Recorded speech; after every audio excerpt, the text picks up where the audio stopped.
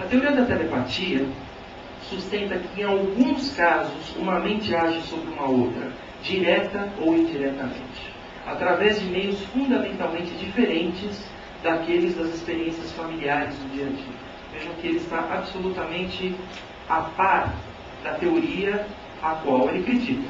Tá? Pessoas que criticam sem conhecer a base teórica do outro. Como uma teoria científica, ela quase se condena. Dizer que um fenômeno é fundamentalmente diferente de qualquer experiência ordinária é quase dizer que é de uma natureza tal que seja impossível sua dedução por meio de predições múltiplas, exatas e verificáveis por meio da percepção ordinária.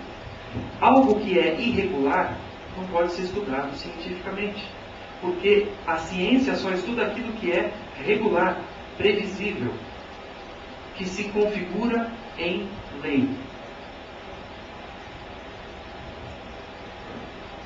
Próximo. Isto significa que Peirce estaria negando a possibilidade de transmissão de pensamento? Não.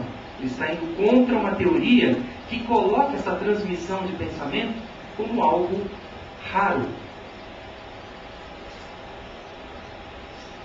Há várias outras razões positivas cuja consideração de maior peso parece-me ser: uma mente pode agir sobre outra? Ele se pergunta. Uma partícula de matéria pode agir sobre outra à distância? Mas, se nós adotamos a teoria da continuidade, não a teoria da telepatia. A teoria da continuidade, segundo Peirce, é algo que acontece sempre, regularmente, é uma lei. Nós escapamos dessa situação ilógica, de que algo age à distância sobre outro algo. Porque para a teoria ou doutrina da continuação, não existe eu diferente de você. Não existe mente diferente de matéria.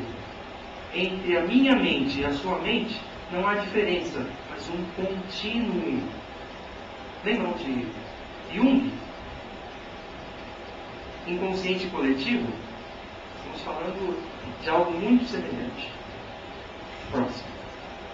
Bom, para mostrar que Peirce não era contrário à ideia da transmissão de ideias nem de pensamentos, ele mesmo, eu não vou ler tudo, mas apenas para mostrar que ele defendia a possibilidade. Quantas vezes homens agora de meia idade vislumbraram grandes descobertas feitas independentemente e quase simultaneamente? Pessoas que, em locais diferentes, pensando sobre o mesmo aspecto, têm a mesma conclusão, a mesma ideia, inventam a mesma coisa. O primeiro exemplo que me lembro é a predição de um planeta exterior a Urano. A teoria mecânica do calor foi fixada por tal e tal durante o mesmo mês de fevereiro de 1850. Doutrina da seleção natural apresentada por Wallace e Darwin. A teoria da lei periódica dos elementos químicos, estudada por um russo, um alemão e um inglês.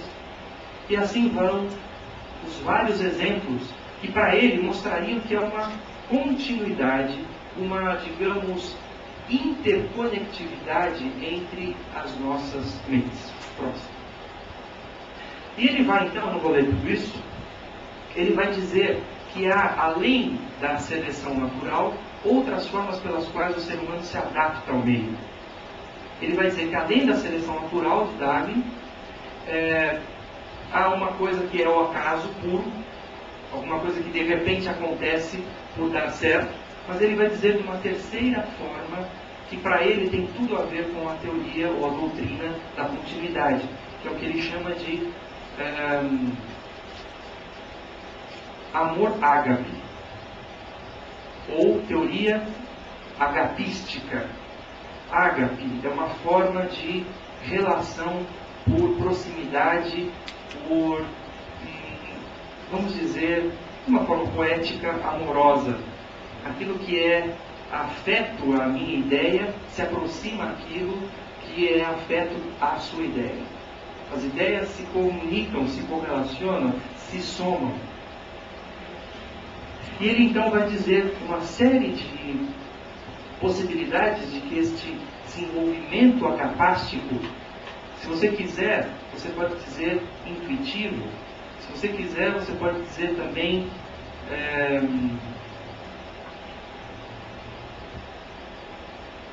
sintônico, sincrônico,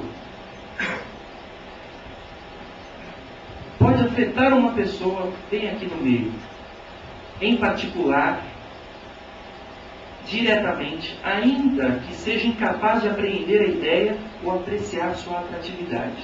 Uma ideia pode lhe chegar e você pode não se dar conta dela. Você pode chamar de simpatia. Não simpatia de fazer uma macumba, mas as coisas que são sintônicas, simpáticas entre si, se correlacionam. Próximo.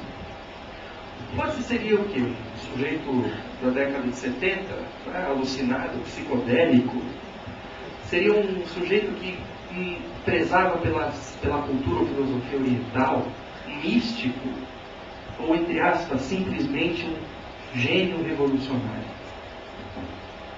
Kant considerou o fenômeno do eu pessoal como um fenômeno ilusório. Não há um eu pessoal cartesiano separado do mundo e dos outros. Opondo-se à finitude do eu, teoriza a existência de uma profunda interconexão entre os eus, fazendo emergir o conceito do eu em comunhão com os outros eus. Separabilidade, uma ilusão.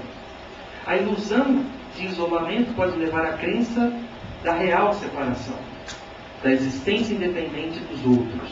Mas ainda que o eu assim pense, nós pensamos ser diferentes, distintos, separados.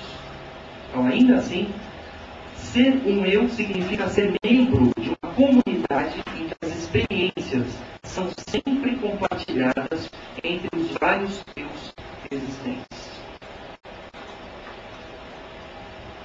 Acabou meu tempo? Então eu fico por aqui e no nosso debate, então a gente prolonga essa discussão. Passo agora a palavra para o nosso conferencista, Leonardo.